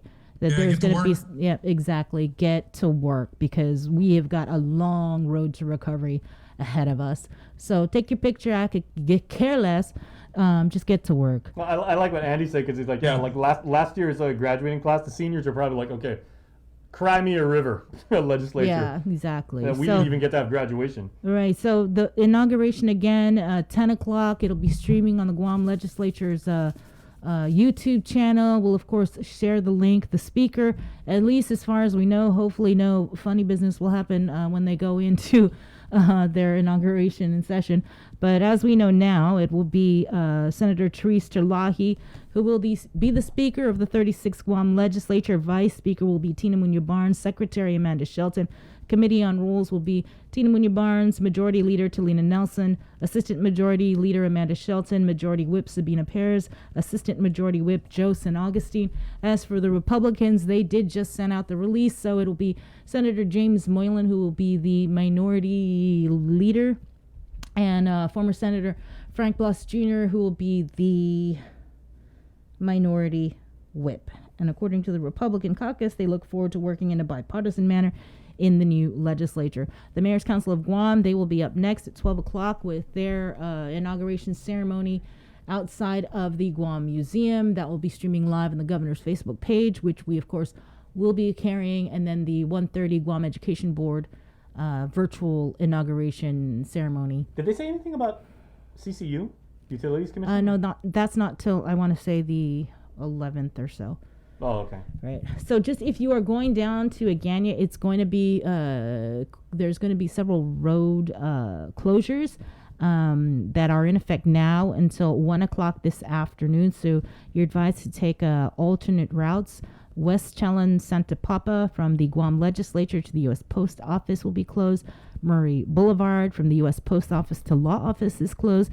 And Seton Boulevard, that's from the Guam Legislature to Submarina. It's also funny how we say, is there any word, Bree, on if there's a closure between my living room and the kitchen? I just need to know if I need to adjust my route at all today. No, it's also a lot of stuff going on today. Yep. It's also funny. It's like, it's a very big day for our island's history, and I mean, it is noteworthy to say like these roads have been closed, but it's also funny when we say the road between Chalan Santo Papa and then to the Agana Post Office will be closed. It's like, all right, that's about 70 feet. Right. But still, if you plan to go on that 70 feet, the road will be closed. What's also interesting, guys, is that we let off the show because me just being, El Dorco, talking about, what did you guys binge this weekend and everything. There's so much streaming today for people that are really into Guam politics. This is a great day for them to binge Guam politics. People are going to say, dude, I sat through the legislature, and then I sat through the mayoral inaugurations, and then I sat through the GEB. Yeah, this is the big season premiere today. Yeah. That's one way to look at it. Yeah. Who shot JR has got nothing on Guam today, man.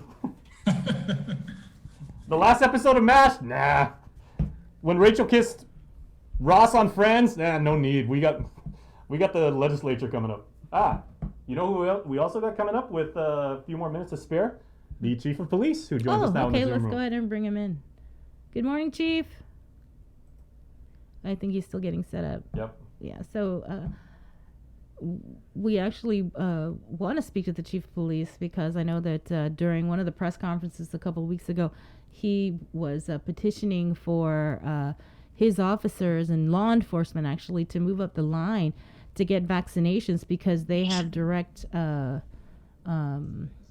okay. Well, let's just go ahead and bring him in now. Good morning, Chief. Hey, good morning, Sabrina. Good Sorry morning. I'm late. Oh, no. Start today. It's okay. So, yeah, tell us about how many officers got vaccinated, because I know that's something that you had been pushing for, and you finally got what you asked for. Yes, we finally got what we were asking for and advocating for, and I'd like to thank Arch St. Augustine and the VAPPC for getting us up on that list so that we can get our officers in, and not only our officers, but so some of our employees as well on the civilian side. But yeah, I don't have a count. Everything was very fluid and fast moving on Thursday, New Year's Eve. And of course, Friday was a holiday, so I don't have a count of how many officers actually got vaccinated. It's definitely something I'll look into today. But I do know that I saw quite a few of my officers up at Okadu on Thursday morning. So it's very fast moving when we got the call from Arch St. Augustine early Thursday. And a lot of coordination, a lot of calls to my staff to get our officers up there so that we can get started. And if you could just kind of take us back, why it was important for your officers to move up and to get the vaccinations, because when you spoke at that press conference a couple weeks ago, it kind of was like, I can't believe they weren't, on the same level as like a GFD. Right now, so I do understand that there's a limited number of vaccines on island. I do understand that there is a group of people before us that would take priority. Like the healthcare workers and those in the healthcare profession.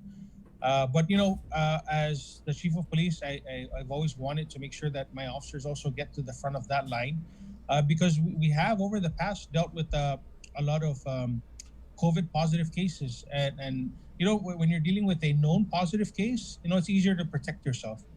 But with the Guam Police Department, we deal with a lot of unknown positive cases, and we're running to the scene. We're responding to these cases, and lo and behold, we find out when they get to the hospital that they're COVID positive, and that's happened maybe about 3, 4, 5 times already that I've been aware of.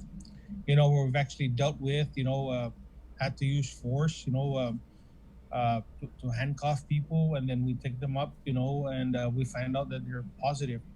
Or, I know we responded to a fatal car crash, and, we've had to do the investigation, and we find out later on that one of the parties in the car crash was a positive case. Or we've responded to homes, expired persons, to find out from family that the person who passed away, unfortunately, is COVID positive. And so, those are the unknowns that the officers deal with on a daily basis. We work down at the quarantine facility and the isolation facility. As a matter of fact, one of my officers who was assigned to the ISOFAC, contracted the virus and was in ICU. And thankfully, and to the grace of God, he recovered, and he's actually back to work at the ISOFAC again. Did you get vaccinated? Absolutely, I got vaccinated. And I, like I said, I was waiting for the Guam Police Department's turn in line to get vaccinated. I wanted to make sure that I get vaccinated along with my officers. And I want to encourage my officers and my employees, who have not received the vaccine, let's get vaccinated. Let's do our part, to protect ourselves so that we can continue to protect our community. And this was on Thursday, right, that you got vaccinated? Yes, ma'am. So my second dose, I believe, is on the 21st of January. So how did you feel afterwards? I sat down in the observation room for about 30 minutes, and actually, I didn't feel any symptoms. Later on that night, though, my arm was sore, very sore. And one of the nurses told me that to expect that it's going to be sore. And so it was feeling kind of sore, actually very sore, into Friday morning, New Year's Day. But after a couple of days, by Saturday I was just up and about, and I wasn't feeling that side effect anymore. As a matter of fact, I went with a couple of friends, and we went on our first ride, our Harley ride of the year, down south. So I had a nice day after New Year's. Did you get a chance to see the fireworks in Agate? No, only the video of the fireworks in Agate, supposedly. Okay. Is that something you guys are going to be looking into? Yes, well, reach out to the ATF as well and see if we have any information that we can move on and proceed with. I think you guys got a pretty good lead, though. I mean, yeah, I don't have any information. Cannot comment on an ongoing investigation, Sabrina. Thank you. All right, Chief. Anything else happening or happened over the weekend, or any updates on any of the cases? I know that you guys got Chitaro, and then there were a whole bunch of other people that were arrested. I mean, you gave out a stern warning. If you guys are hindering or hiding this guy, watch out, because we're gonna get you. And sure enough. Thanks, Sabrina, for mentioning that. And yes, we did do the press conference, and we did provide a warning to anybody that was involved in any way, shape, or form in hindering Chitaro's apprehension, that you're going to be held accountable. And we did. After we arrested him, we went back out and picked up all the people that we had information on that were hindering, and we brought them in and questioned them and arrested them. You know what we did find out, though, through that investigation is guns and drugs. And I think that was a kind of an awakening call for the Guam Police Department, because we're dealing with particularly the Chukis community, the young adults, and it was quite. I think it was quite a surprise, an eye opener, to see how far into their community ICE has infiltrated crystal methamphetamine. And it is something that we're going to be talking to with their community, their leaders, the FSM consulate. They like to reach out to her and talk to her about this. Some of their church leaders, their elders, because they still have a very strong elder system in place. And so I like to enlighten them on what our findings were, so that maybe we can work together to kind of curb, if not stop, what's infiltrated their community. When you very, very alarming, to say the least. When you say drugs and guns, are we talking about like distributing, or just possession, or they were using, or we're talking about definitely we found people that we suspect are using, and definitely we found people who were in possession. That part of the investigation, of course, is still ongoing. But we're trying to determine, if they're within the community, starting now to distribute, and that's what we're trying to curb, and address. But it's in the community now. It's in their community now, and it is at least for this group, which was a sizable group of young male adults or young adults, we saw that it permeated into that group, and so it's a wake up call, that they're now part of the drug use community, drug possession and drug use community, and possible distribution community, and possibly distribution is something that we're looking at, definitely. Wow, that's sad. Is it when you say alarming, like a large amount of drugs and guns were found? Not large amounts, but just the fact that we're finding, guns and drugs, in a tight knit community like that was alarming, to say the least. Yeah. Should we anticipate any more arrests? No, I think we've made all the arrests that we needed with regards to the death investigation, or the Chitaro's investigation, at least. Yeah, of course, drug investigations continue to move forward, and we'll see where it takes us. Is there anything on Michael Castro missing? That investigation is ongoing. As a matter of fact, if you look back, we've had 2 back-to-back death investigations that we anticipate will be classified as homicides. We had the old lady up in Sinanya, and then the same day that that was reported, we had this Chutaro case with Wakuk being the victim. So that put a strain on our investigative capacity. So now we get to jump back onto the Castro investigation, and we have some leads that we're working on, but I don't know where that's going to take us yet. But it's definitely not a done case. It's still an ongoing investigation. Okay. And I think that's probably the most we can say for now. What about some of the, we got several reports of, not several, but in recent weeks, we had all those reports of like bones that were being found, remains. Was there ever any update on any of those cases? I know that the medical examiner, Dr. Dodderman, may have done an examination already. I'll find out and I'll get back to you. But I do know that the weeks prior, or the days prior to those remains being found, I know we had a lot of heavy weather. A lot of rain. And a lot of wash off from the rivers into the ocean. So in my experience, I've actually received a couple of times calls when I was a detective. I actually had to go out and recover some human remains, especially after heavy downpour. But not to say that it'd be premature to say that they are human, ancient remains until such time that a expert has done the proper examination. And I did get a call from the State Historic Preservation Officer, the acting SHPO, Carlotta, young girl, and she offered the services of their archaeologists to kind of take a look. And that's something that we're going to be doing, just making the coordination to do that.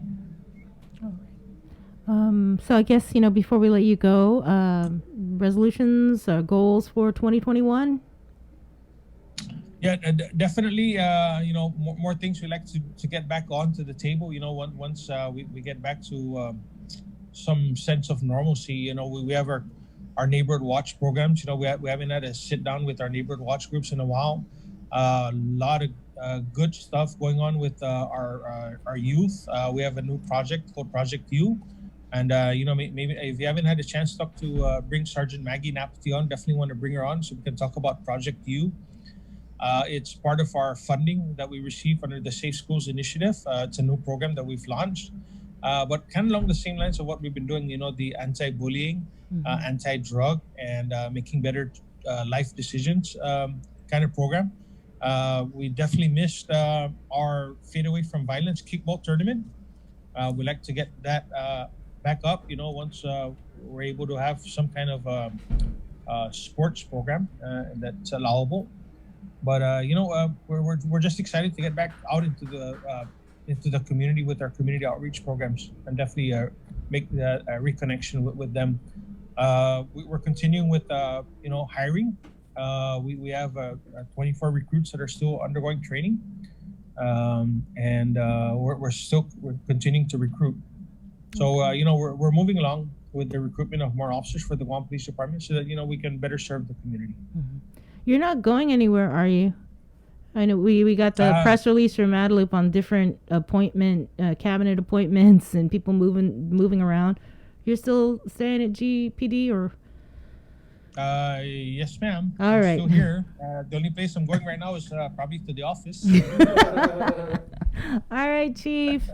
Thanks for coming on. Sabrina, before we close, so I'd like to give a big shout out, and kudos to the Department of Public Health and Social Services, San Augustine, and his group of men and women, especially up at the Ukuru site.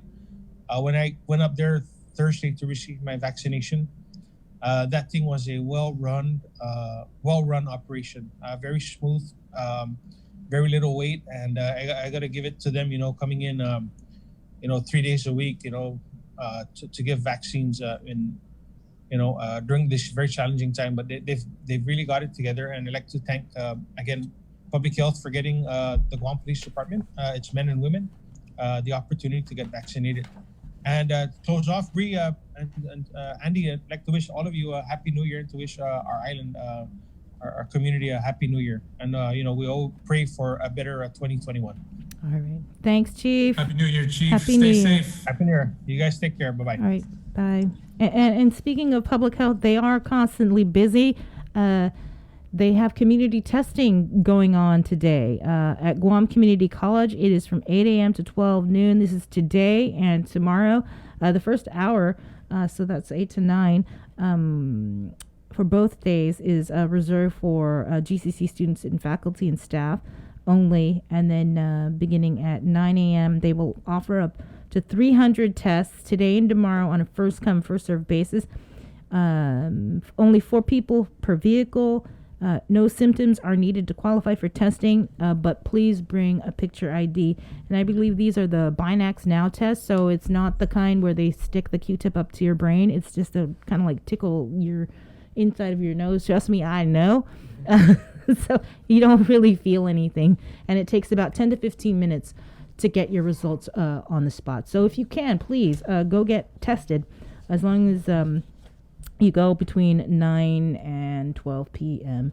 today. And that is the link. Thank you guys for watching. We'll be back here at 6 o'clock tomorrow morning. Andy, anything?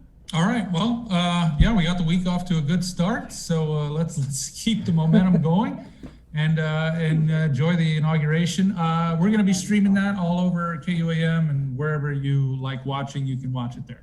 All right. Thanks a lot, Andy, Vic, Jace, Joe, sir. We'll see y'all tomorrow. Bye. Bye.